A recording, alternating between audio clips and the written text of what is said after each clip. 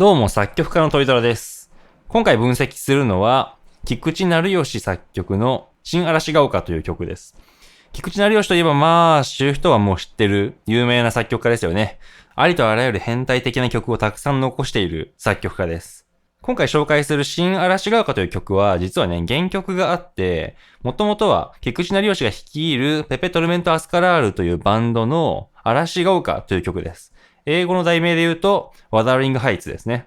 この嵐が丘という曲を深夜アニメのためのテーマソングとして短くまとめたのがこの新嵐が丘という曲になっています。この曲はルパン三世シリーズのスピンオフ、峰不二子という女という深夜アニメのテーマソングなんですよね。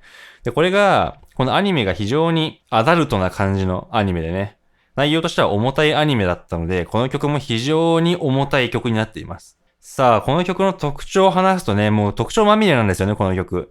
菊池成吉節がもう山盛りに詰め込まれた曲と言っていいでしょう。なんといっても一番の特徴はリズムです。菊池成吉といえばポリリズム。そういう印象の人は多いと思いますが、この曲も例外ではありません。拍の中身がものすごい変則的に割られているんですよね。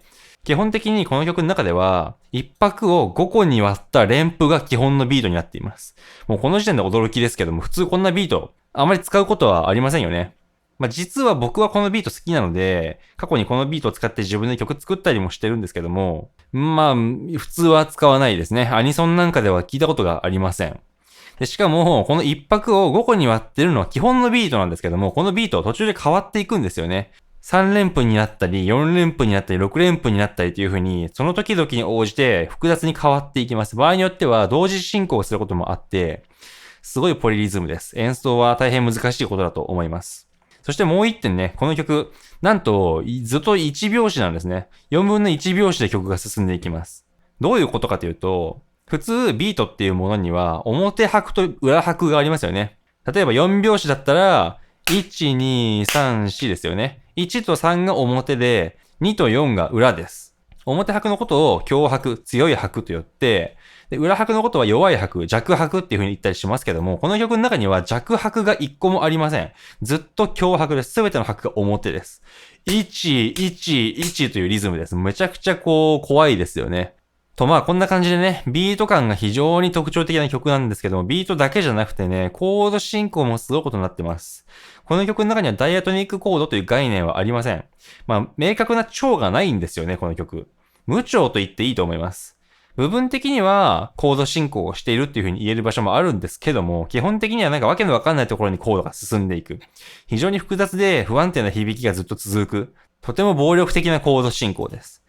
そして、ベースラインがね、特徴的で3000音で進行する箇所が非常に多いんですね。ベースが3000音、つまり弦5度とか増余度っていう風に進行するのは、基本的にはあまり良くないことです。っていうのも不安定な響きになっちゃうのでね。ただこの曲では不安定な響きなんてもうどんと来いという感じなので、もうバカスカとね、ベースが3000音で進行して、本当に何とも言えない雰囲気を作り出しています。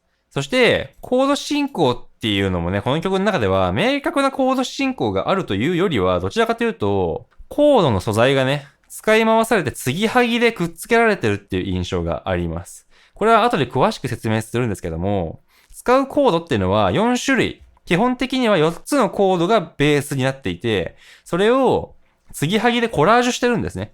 面白い方法でコードが作られています。こんな風にね、非常に特徴的な攻めた方法がいっぱい使われてるんですけど、さっきも言った通り、この曲アニソンです。峰不二子っていうね、ルパン三世に出てくるキャラクターがいますけども、希代の悪女であり、盗人ですね。この峰不二子っていうキャラクターの、なんとも言えない鬱屈とした境遇とかね、性癖みたいなものをこの曲はすごくよく表してます。表現力が高いです。もともとあった曲をアレンジしてるくせに、すごいアニメにぴったり合った曲になってるんですね。これはすごいことだと思います。で、この曲、本当は歌詞がついてるんですよね。歌があるわけではなくて、曲の間に語りが入ってるんですね。ずっとセリフが入ってるんですけど、このセリフ、今回はこの、語りの部分は分析の対象にはしてませんけども、歌詞がやばいです。非常に怖いので、ぜひともね、原曲を聴いてみてください。すごい歌詞です。ちなみにこれ作詞もなんと菊池成吉です。作曲だけじゃなくて、詩を作ることもできちゃうのかという驚きがあります。さあ、というわけでこの辺で曲を聴いていただきましょう。こんな感じの曲です。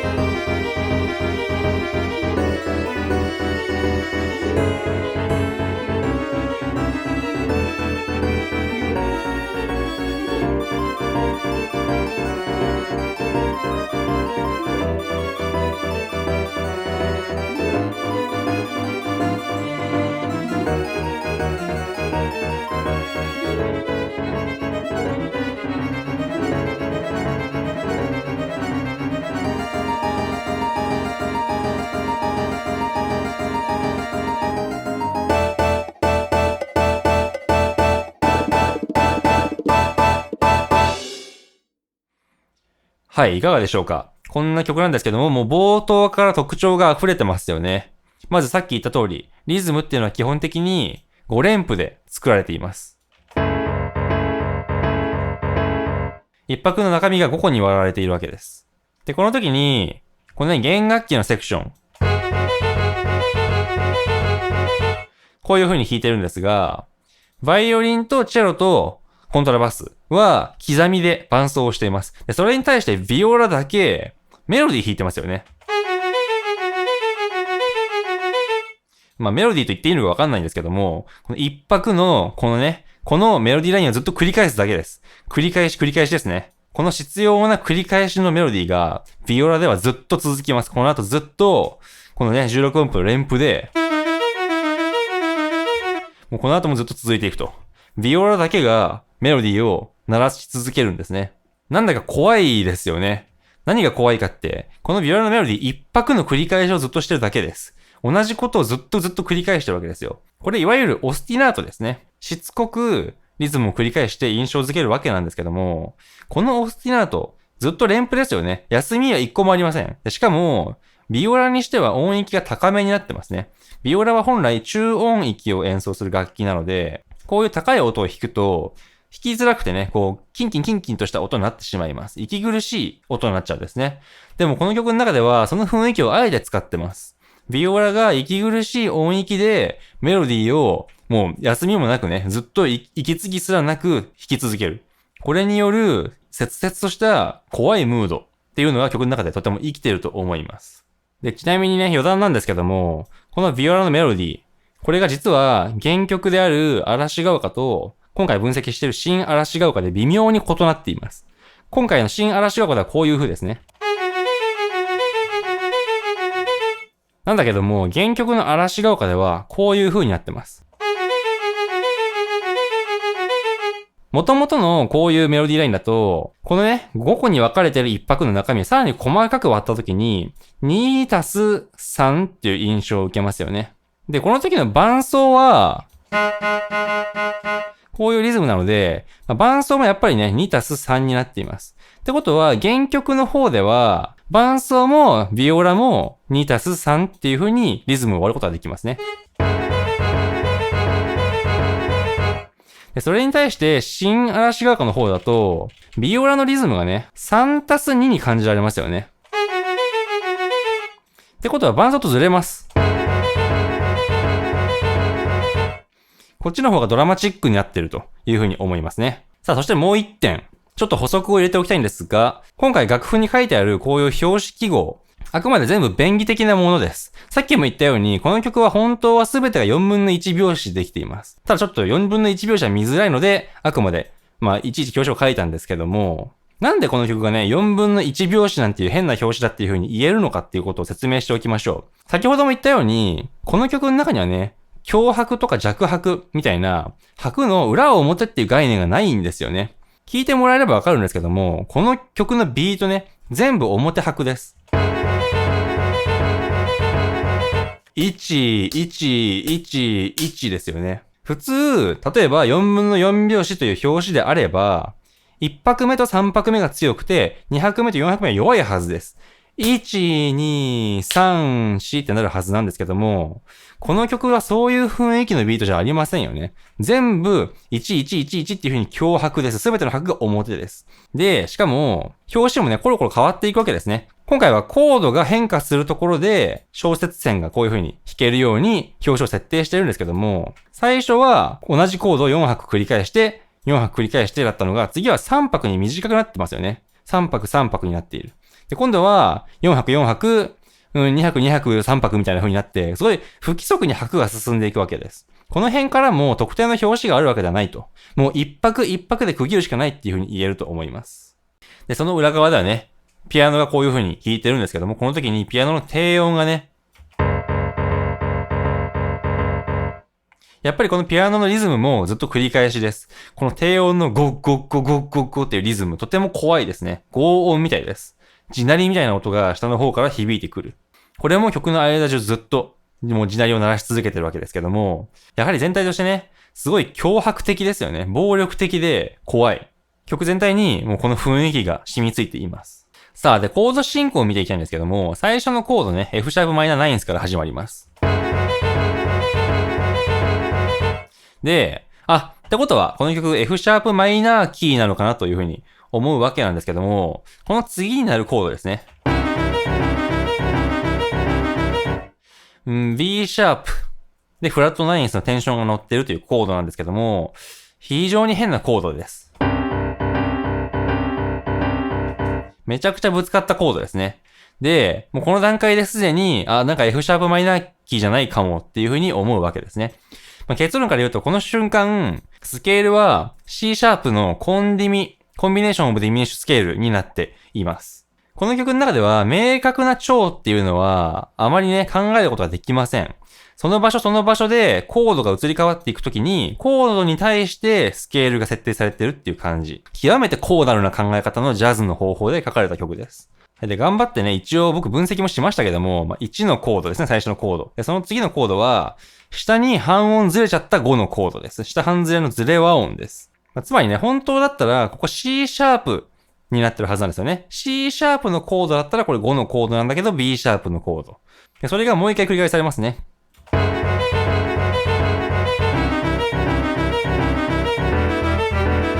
で、新しいコードに進むと。もうこの瞬間はもう蝶が何の蝶に行ってるのか全然わかりません。で、この曲のコード進行の構造っていうのは非常に複雑なので、ここはサブドミナントで、ここはトニックに解決してて、みたいな風に説明することができません。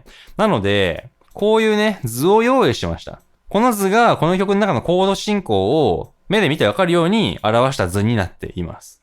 どういうことかっていうと、これ最初のところね、1拍目から2拍目、3拍目っていう風に1拍ずつコード進行の移り変わりをここに書いてるんですね。で、こういう風に言って、1段目が終わったら2段目に進んでみたいな感じで、コードが進んでいくっていう構造を表した図がこの図になっています。で、この図の中で色が付けられているコードね。ここに水色のコードありますけども、これは他の水色のところは同じコードが鳴ってるって考えてください。黄色とかも全部同じです。はい。で、そのように考えると、まずはじめにね、この曲の中では4つのコードがメインとして用いられていることがわかります。最初に示されるコード、F シャープマイナーナインス、B シャープフラットナインスっていうコードが2回繰り返された後、今度はね、b マイナーセブンス on E、F シャープ on A シャープっていうコード進行が出てきます。この部分ですね。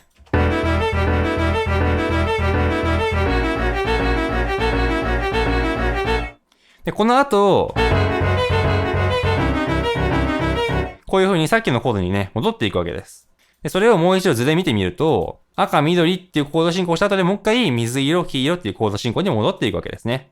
全体としてこういう風に眺めてみますと、このね、水色、黄色っていうコード進行と、赤、緑っていうコード進行が随所に散りばめられていることがわかります。この辺とかにもありますよね。このコード進行がメインになってるわけです。で、ついでに言うなら、ここのね、下の段のところには、ベースラインがどういう動きをしてるかってことを書いてあります。例えば、水色、黄色っていうコード進行だと、トライトーンでベースラインが進んでることがわかりますね。ここにトライって書いてある。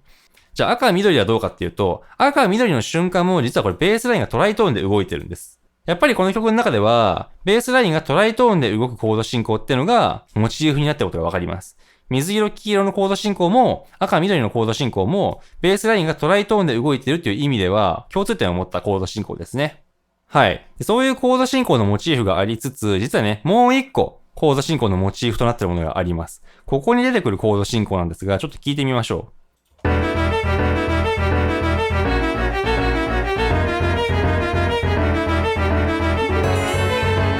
はい。今のこの瞬間のところです。ここですね。ここどういう風にコード進行してるかっていうと、コードがね、F から E へ半音下がっています。ぬるっと、すべての構成音が半音丸々下がっているんですよね。このコード進行とても怪しい響きがします。このね、半音で下がっていくっていうコードのモチーフも、実はこの後、何箇所か出てきます。ここに出てくる。そして、なんと曲の一番最後にも出てくると。このコード進行からどういう印象を受けるか。なんともこう、怪しくて堕落していくような印象ですよね。下がっていくコード進行ですから。ここにももしかしたら、峰不二子というね、悪女に対しての表現みたいなものが入ってるのかもしれません。はい。で、ここまでで今ね、この1段目のこのコード進行の部分までは終わりました。で次2段目に入っていくわけなんですけども、これね、まあ先にネタバレしちゃうと、2段目と1段目ってやってること同じですよね。結局、水色、黄色、水色、黄色ってやった後で、赤、緑、赤、緑ってやって、半音下がるコード進行があって、で、最後にもう一回水色、黄色、赤、緑っていうのを繰り返すだけです。やってることとしては一緒ですね。こういう風に、最初に示した、この水色、黄色、赤、緑っていうコード進行をずっと切って貼ってっていう風にコラージュして、切り張りしながら進んでいく。継ぎはぎのコード進行をしているっていうのがこの曲の特徴になっています。普通の曲だったら違いますよね。ここにトニックを置いて、次はサブドミナントで、ってことは次はドミナントかなみたいな風に、コードの機能で進んでいきますけども、この曲の中では、もうあらかじめ使うコードの素材が決まっていて、それを切り張りするっていう、なんとも言えない変わった方法で作られています。で、これがまたね、とても表現的な効果も生んでいますね。同じコードが何回も何回もこう必要に繰り返されるわけですよね。やっぱり必要な繰り返しっていうのはこの曲の中ではテーマになっています。なんともこう、暴力的で、なんか、繰り返し殴られてるみたいなそういう怖さがあるコード進行だなというふうに感じます。さあ、というわけでね、楽譜の方にちょっと戻ってみていこうと思うんですが、ここから、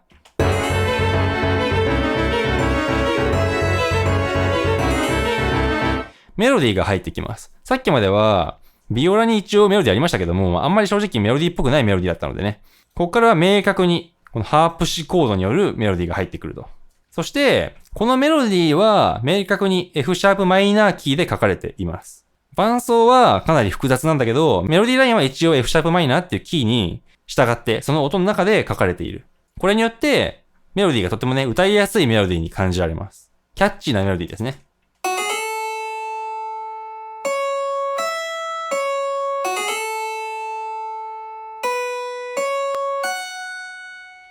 こんな感じのメロディーです。はい。で、ここからね、先に進んでいくんですけども、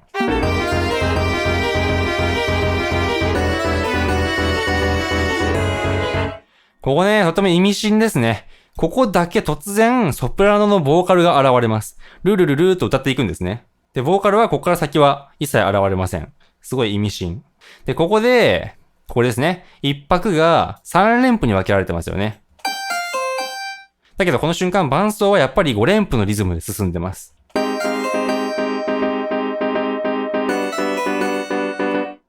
いやー、とても複雑なリズムになってます。正確にリズムを取ろうと思うと難しいです。でね、ここのコード進行にも注目してほしいんですが、なんか見覚えありますよね。F から E へ半音ぬるっと下がると。これさっきも見ました。コードが半音下がるだけのコード進行です。この図の中で言うと、ここですね。この瞬間。さっき現れたこのコードと同じです。半音下がっていくコード進行がここにもやっぱりあるということですね。さて、この後、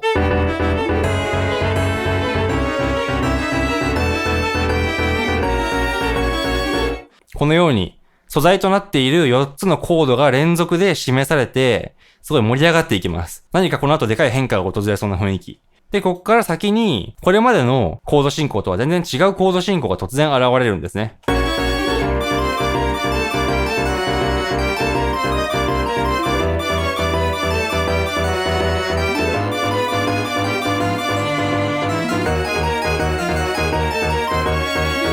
はい。このような展開が訪れます。この部分では、さっきまでとコードの素材が完全に入れ替わっています。違うコードを使ってるんですよね。さっき説明したような水色、黄色、赤、緑っていうコードとは全然別のコードが突然出てくる。この部分が多分この曲のサビなんでしょう。で、そんなサビにね、突入すると同時にリズムもどんどん複雑化していきます。ここではメロディーのリズムが16分音符になってますね。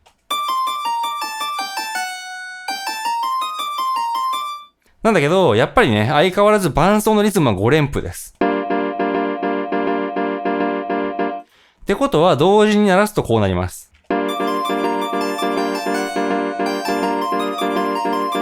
頭がこんがらがりそうなリズムです。そして、ここでね、弦楽器がめちゃくちゃ分厚いメロディーを弾いてます。そもそも、最初の方はね、弦楽器伴奏を刻みで弾いてたわけなんですけども、こういう風にね、メロディーが入ってきたところから刻みをやってるのはコントラバスだけになって、チェロとバイオリンがユニゾンでメロディーを弾くんですね。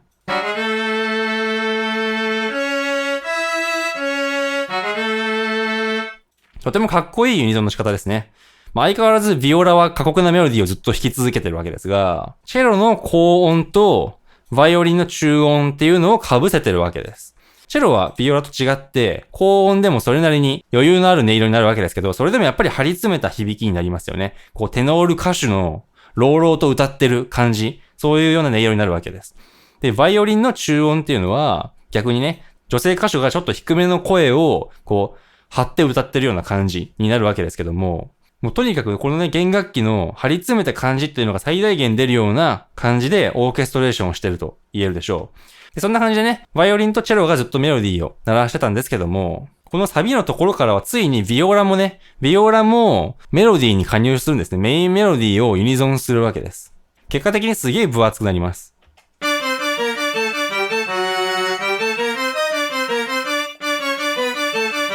これがいいですね。弦楽器の使い方がやっぱりとても上手で、キンキンと響くバイオリンの高音。で、張り詰めた響きのビオラの高音ですね。で、チェロの高音。これすべて合わせて、ものすごい張りのある、迫力のあるメロディーラインにしています。はい。で、こうして、このサビ、いわばサビの部分が終わっていくわけですね。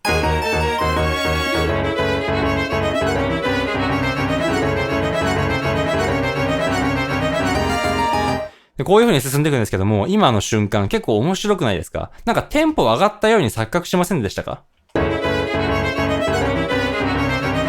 この瞬間ね、どういうことが起きてるかというと、メロディーラインがなんと6連符になってるんですね。で、当然伴奏は5拍子のまま。つまり、メロディーの割り方の方が伴奏の割り方の方を超えちゃったんですね。だんだんメロディーが割り方が細かくなってるのがわかるでしょうか？そもそも最初は四分音符でした。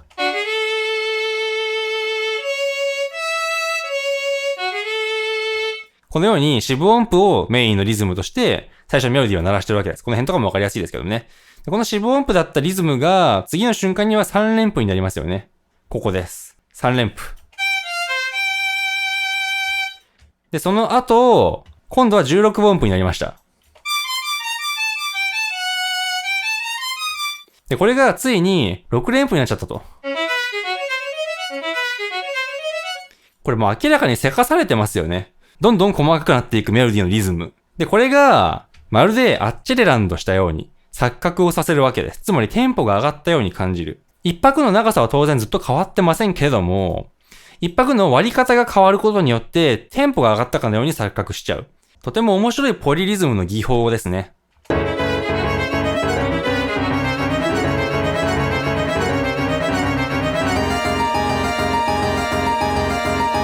で、かと思ったらね、この瞬間突然何かが解放されたかのようにめちゃくちゃロングトーンし始めるわけです。怖いですね。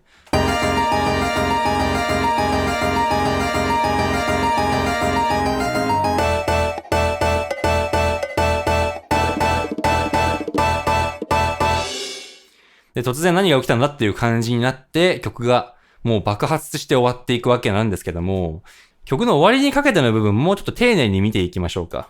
ここでさっきの図に戻ってきますけども、サビが終わった後で、もう一度ね、水色、黄色、水色、黄色っていうコード進行を繰り返していきます。これ要するにさっきやったことをもう一回再現してるわけですね。で、その後で、やっぱりね、ここに半音下がっていくっていうコード進行があるわけです。ここが一番最後の部分です。つまりここですね。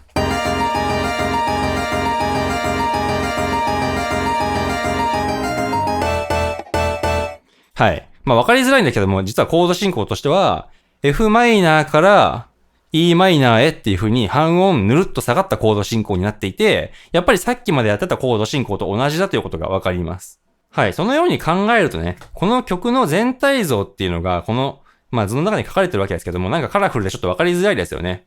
もうちょっと分かりやすくまとめてみましょう。はい。こんな風にですね、この曲っていうのは、前半部分主題があって、中間部分があって、最後にもう一回主題をやって終わりっていう三部形式になってるんじゃないかなと。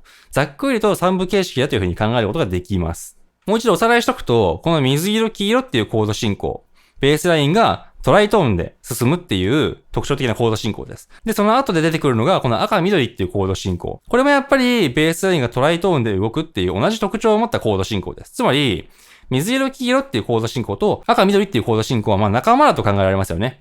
こいつらひっくるめて主題という風に考えましょう。このコード進行の主題が、この前半のところではいっぱい繰り返されていくわけですね。この4個のコード進行がまとめてこういう風に演奏されたりもします。で、それと同時に、こういう風に半音下がっていく、ぬるっと下がるっていう、なんか堕落していくコード進行があるわけです。で、このコード進行は F のコードから E のコードに下がるっていうコード進行になっていますけども、実はね、この水色のコードっていうのが F シャープのコードです。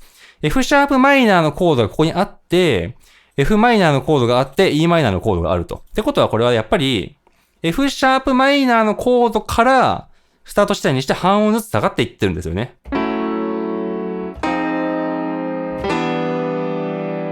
こういう風に半音ずつ下がっていくわけです。この F シャープマイナーのコードは曲の最初に鳴らされているコードですよね。その曲の最初に鳴っているコードから半音下がっていって、半音下がった結果曲が終わっていくっていう、ちょっと怖さがここにはあるんじゃないかなっていう風に思います。最初のコードから堕落していって曲が終わる。はい。と、こんな感じでね、要するに、ここの半音下がってる部分っていうのも結局のところは水色のコードの派生ですから、要はね、水色、黄色、赤、緑っていう素材だけで最初の部分はできているということがわかります。で、その後、サビのところで突然、今まで見たことがないコード進行が挟まります。この部分では完全に新しいコード進行が展開されてますので、中間部分ですね。で、その後最後に水色、黄色、水色、黄色、半音下がって終わりというコード進行になるわけなので、結局この曲がね、大まかに見て、A、B、A という3部形式になっているというのは分かっていただけたでしょうか？この半音下がっていくコード進行の工夫がね、なかなか憎いですよね。F シャープマイナーから F マイナー、E マイナーという風に半音ずつ下がっていくコード進行。とても意味深だなという風に思います。はい。で、この辺で楽譜に戻ってきますけども、最後の部分ね、もうちょっと楽器に注目していきましょうか。この最後の部分では、さっきまではね、ビオラが弾いてたあの激しいメロディーラインを今度はハープシコードが弾いています。この曲の中では全体的にハープシコードがとても上手に使われてますよね。ハープシコードっていうのは結構ギラギラした音色になります。弦楽器だけだとどうしても結構柔らかい音色になっちゃうわけですけども、ここに対してハープシコードでギンギンギンっていうアタックの感じが鳴ることによって、独々しさがさらに補強されてますね。で、その後、もう明らかに決めが入ってくるわけです、ここでね。すべてのパートが同じリズムで決めまくると。で、しかもなんか打楽器入ってきちゃうんですね。さっきまで打楽器なんかなかったのにいきなり入ってきます。で、ここで弦楽器はめちゃめちゃ完全4度をかき鳴らしていると。すごい硬いです。硬い音色です。で、ここに対してハープシコードもすげえ硬いコードを弾いてます。高音域でギンギンギンギン鳴らすと。で、ピアノもそうですね。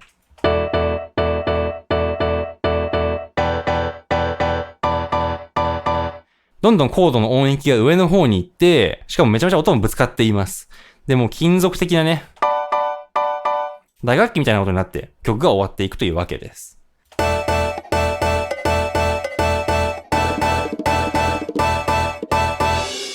で、最後の最後だけシンバルがバシャーンとなって、もうテンションがぶち上がって曲が終わっていくわけですね。いや、非常に劇的です。全体的に音楽がめちゃくちゃ劇的だと思います。ドラマチックの一言ですよね。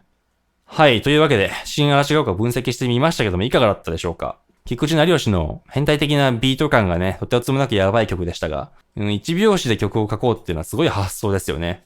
とても効果的なビート感だったと思います。もう暴力ですね、暴力。暴力に次ぐ暴力っていう感じのビート感。